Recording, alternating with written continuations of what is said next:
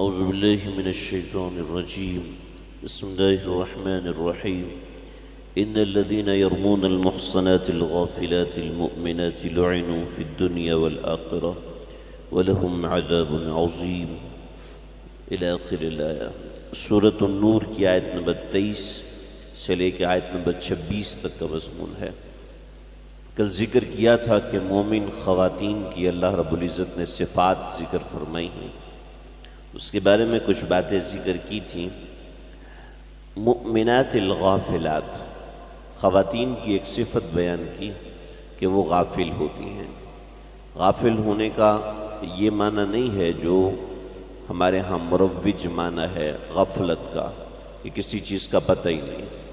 غفلت کا معنی یہاں پر یہ ہے کہ باہر کی چالاکیاں، باہر کی عیاریاں، ان چیزوں سے غافل ہوتی ہیں، یعنی اپنی گھرداری کے اندر اتنے منہمک ہوتی ہیں کہ ان کو باہر کے بارے میں کچھ پتہ نہیں ہوتا۔ جیسا کہ سیدنا عائشہ صدیقہ رضی اللہ تعالیٰ عنہا کے ساتھ معاملہ ہوا کہ اپنی گھرداری کے اندر اتنی منہمک تھیں، اتنی زیادہ مصروف تھیں، ان کو باہر کے بارے میں پتہ ہی نہیں تھا کہ مدینے میں کیا فضا چل رہی ہے، مدینے میں کیا حالات چل رہے ہیں۔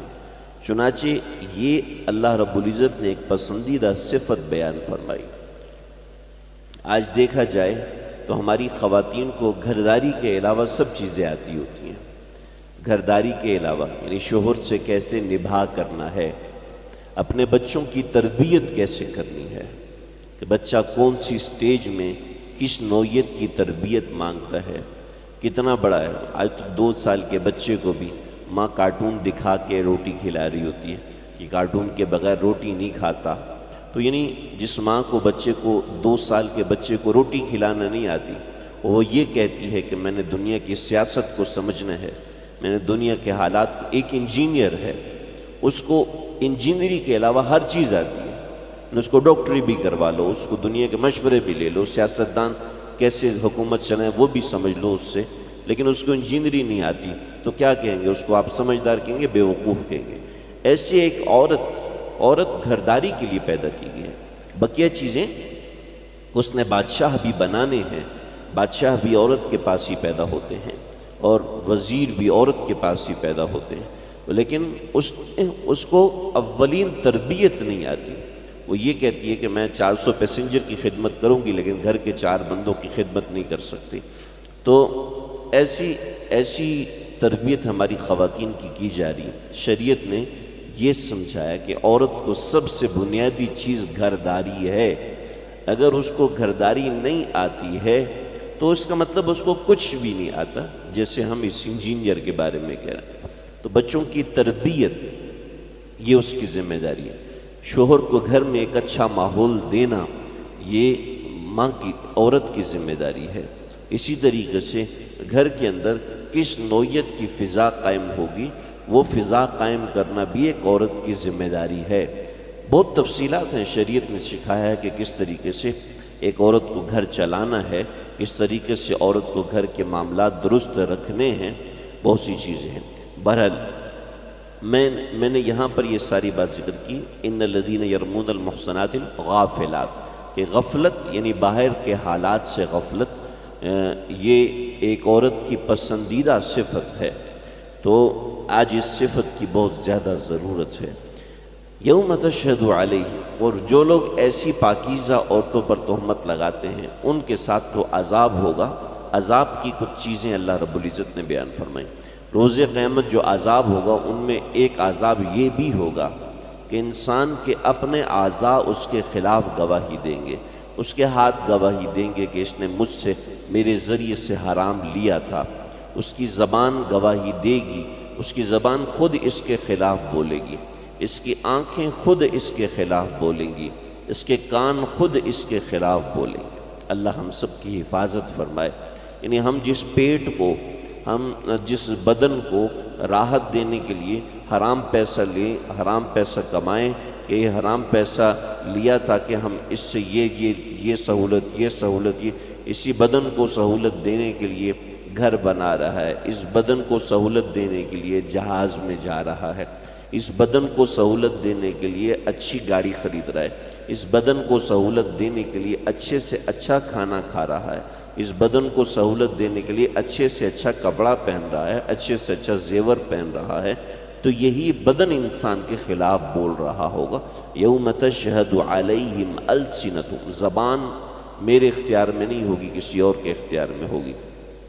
اس کی بڑی زبردست مثال ہے، کسی شخص نے کچھ غلط کام کیا اور اس کا غلط کام کیمرے میں ریکارڈ ہو گیا، اب اور وہی کیمرہ جب اس کے خلاف کہیں کھڑا کیا گیا تو اس کی اپنی زبان اس کے خلاف بول رہی ہے، اس کا اپنا بدن اس کے خلاف بول رہا ہے۔ یہ بڑی واضح مثال ہے۔ تو جب دنیا کے اندر یہ مثال موجود ہے تو آخرت کے اندر تو اس سے بہت بڑی چیزیں ہیں۔ تو یوم تشہد علیہم السنۃ، زبان بھی اس کے خلاف ہو جائے گی، وایدیہم، اور دوسری جگہ قرآن مجید میں ہے کہ انسان ان کا اپنے ہاتھوں سے پاؤں سے بھئی تمہیں کیا ہو گیا، تم میرے خلاف کیوں بات کر رہے ہو؟ تو قالوا انطقنا اللہ، کہیں گے کہ ہمیں اللہ نے بلوایا ہے، الذی انطق کل شیء، جس نے ہر چیز کو بلوایا ہے اس نے ہمیں بھی بلوایا۔ کوئی صاحب آئے اور کہنے لگے حضرت تھانوی رحمۃ اللہ علیہ سے، حضرت یہ آپ کہتے ہیں کہ ہاتھ بولیں گے، زبان بولے گی، ہاتھ بولیں گے، کان بولیں گے، آنکھیں بولیں گی، یہ کیسے بولیں گی؟ تو حضرت تھانوی رحمۃ اللہ نے فرمایا یہ بتاؤ کہ زبان کیسے بولتی ہے؟ کوئی سمجھا سکتا ہے کہ زبان کیسے بولتی ہے؟ جو کوئی ڈاکٹریٹ ہو، ڈاکٹر ہو، چلو اس کو تو سمجھ میں آئے، میرے اور آپ جیسے ایک عام انسان کو کیسے سمجھایا جا سکتا ہے کہ زبان کیسے بولتی ہے؟ یعنی آپ میں سے کوئی کمپیوٹر انجینئر ہے، وہ مجھے سمجھا سکتا ہے کہ اے کیسے لکھا جاتا ہے؟ تو کہے گا بس بٹن دباؤ لکھو، بس اپنا کام کرو۔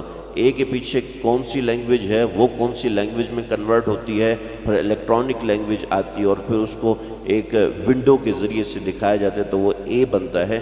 براہ راست وہ اے نہیں لکھا جاتا، آپ بٹن دباتے ہیں تو وہ اے نہیں ہوتا، بلکہ وہ اندر کچھ گاما ریز ہوتی ہیں، کچھ اس طرح کی ریز ہوتی ہیں جو اس کو کنورٹ کرتی ہیں، کنورٹ کرنے کے بعد یہ سامنے آتا ہے۔ لیکن میری زبان کیسے بولتی ہے؟ زبان بھی تو گوشت کے لوتھڑا، یہ بھی تو گوشت کا لوتھڑا، یہ کیوں نہیں بولتا؟ سر بھی تو گوشت کا لوتھڑا ہے، یہ کیوں نہیں بولتا؟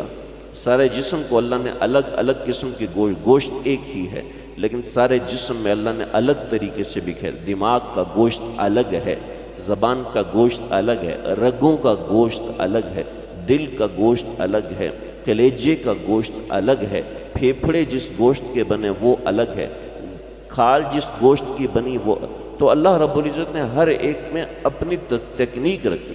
کان کے اندر اللہ نے ایسا سسٹم رکھا ہے، اس میں ہڈیاں رکھی ہیں، اس کے ذریعے سے آپ سماعت کرتے ہیں، اس کے اندر بات جذب ایک پردہ بنایا، اس کے ذریعے سے ہم سن سکتے ہیں۔ زبان ایک الگ طریقے سے بنائی، ناک ایک الگ، آنکھیں ایک الگ طریقے سے بنائی، تو یہ اس کی ٹیکنالوجی ہے۔ تو اللہ ہی کے حکم سے یہ بولیں گے اور پھر کچھ زیادہ نہیں بولیں گے۔ یومئذ یوفیہم اللہ دینہم الحق، اس دن وہی ہوگا جو ہم نے کیا ہے اس سے ہٹ کے نہیں ہوگا، کوئی انسان کی بس زیادتی نہیں ہوگی۔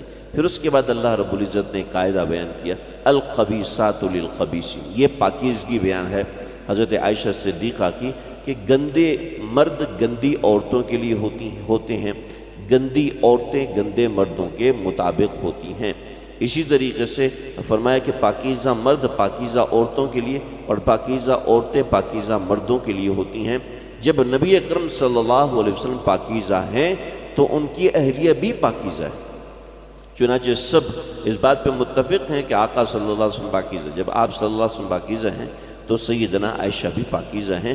چنانچہ اگر یہ بھی نہیں سمجھتے ہو، بعد میں آنے والا کوئی شخص یہ کہے کہ نہیں جی ہم تو نعوذ باللہ من ذالک تمہارے نبی کو بھی ایسا سمجھتے ہیں، جیسے کہ رنگیر اللہ رسول کے نام سے کتابیں لکھی، آپ صلی اللہ علیہ وسلم کی شان میں گستاخی کی، تو اللہ نے صاف الفاظ میں کی اولئک مبرؤون مما یقولون، یہ پاک ہیں ان سب چیزوں سے جو یہ لوگ کہتے ہیں، لہم مغفرۃ ورزق کریم، ان کے لیے مغفرت بھی ہے، رزق کریم بھی ہے، یعنی ان کے لیے وہ ساری اچھی چیزیں ہیں جو اچھے لوگوں کے لیے ہوتی ہیں۔